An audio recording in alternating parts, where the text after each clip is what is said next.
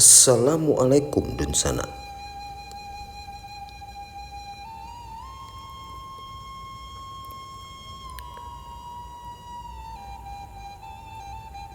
Minangkabau, Sumatera Barat adalah salah satu daerah yang pernah diduduki Jepang di Indonesia.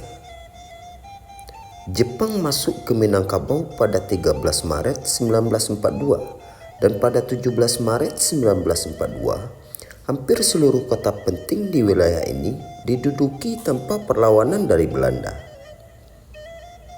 Seiring dengan itu, di Padang dilaksanakan serah terima kekuasaan atas Minangkabau antara Jepang dan Belanda.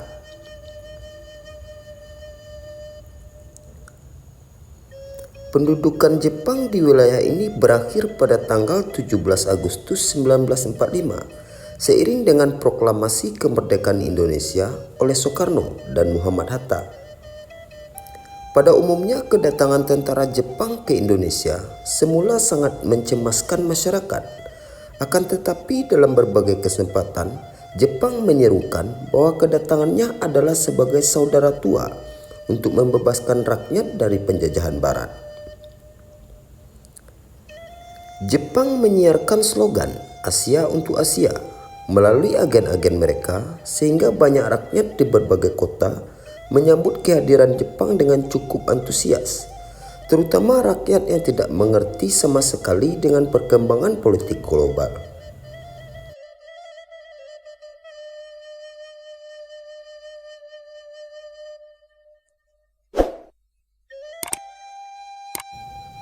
Di Minangkabau sendiri, Soekarno yang pada masa awal kedatangan Jepang berada di Padang, bahkan meyakinkan sebagian besar tokoh-tokoh pergerakan kemerdekaan Indonesia di Minangkabau agar mau bekerja sama dengan Jepang. Pada tahun 1943, Jepang memerintahkan pendirian Gyugun untuk membantu pertahanan. Gyugun di Sumatera Barat dipimpin oleh Khatib Sulaiman yang memilih dan merekrut calon perwira dari Minangkabau. Gyugun merupakan satu-satunya kesatuan tentara yang dibentuk Jepang di Sumatera Barat. Tentara sukarela ini kemudian menjadi inti divisi banteng.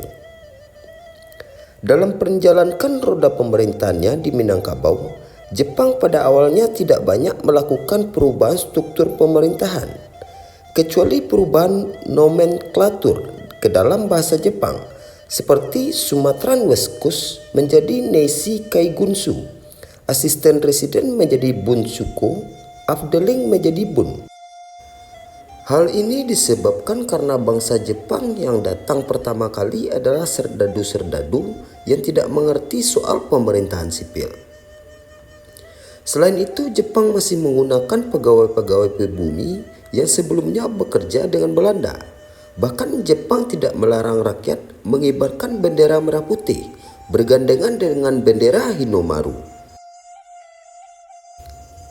Rakyat diberi kebebasan untuk mendirikan perkumpulan-perkumpulan, sekolah-sekolah, ataupun organisasi-organisasi yang bergerak di bidang sosial, terutama mengurangi ekses akibat perang. Keadaan seperti yang digambarkan di atas tersebut tidak berlangsung lama di Indonesia. Setelah Jepang merasakan makin terdesak oleh pasukan gabungan sekutu, keramahan Jepang terhadap rakyat mulai berbalik 180 derajat. Apalagi keperluan finansial bagi perang menghadapi sekutu makin meningkat, sementara sumber penghasilan tidak bertambah.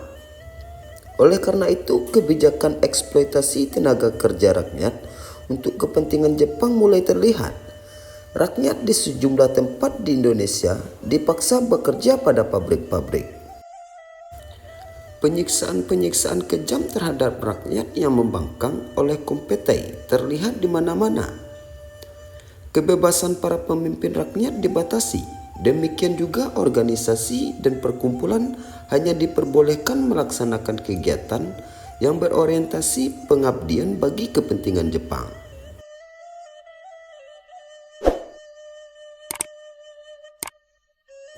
Di Minangkabau, Jepang melakukan perubahan-perubahan secara mendasar dalam bidang pendidikan.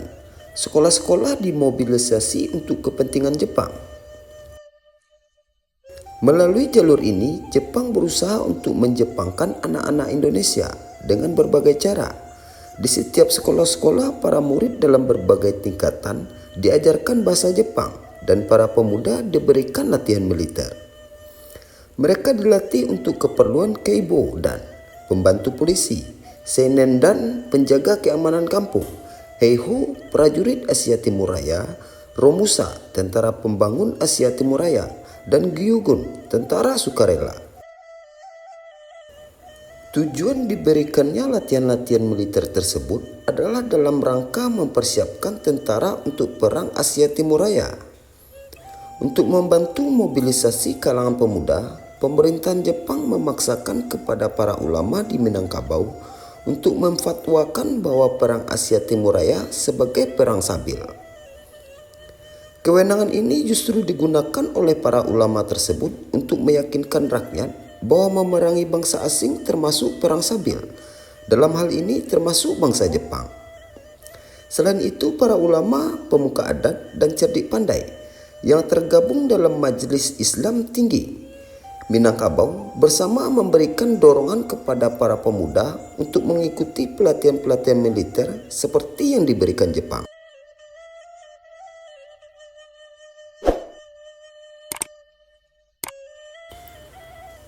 Sikap Jepang terhadap Islam di Indonesia telah digambarkan dalam prinsip-prinsip mengenai pemerintahan militer di wilayah pendudukan yang dikeluarkan pada tanggal 14 Maret 1942.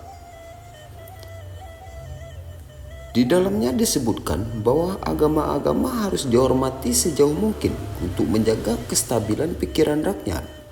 Kaum muslim harus diberikan perhatian khusus untuk memanfaatkan mereka dalam rangka mencengkram pikiran rakyat.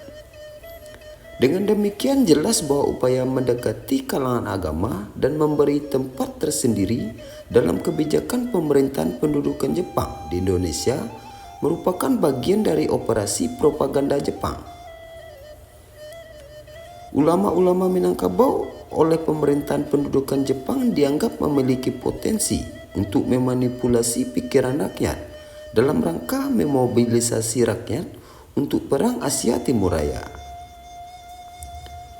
Tidak itu saja, Jepang telah membentuk beberapa organisasi ulama seperti Masyumi dan kelembagaan yang akan berfungsi sebagai pengontrol seperti Sumuka, seksi urusan keagamaan di setiap keresidenan. Bahkan para ulama diberikan program pelatihan khusus yang disebut dengan Kie Kosokai dalam rangka mempersiapkan mereka menjadi alat propaganda Jepang. Sebagai satu-satunya organisasi ulama di Minangkabau, Majelis Islam Tinggi meminta kepada Jepang agar diizinkan mendirikan gyugun, dan pada saat bersamaan pemuda-pemuda di Minangkabau didorong untuk menjadi pasukan gyugun agar mendapat pelatihan kemiliteran dari Jepang.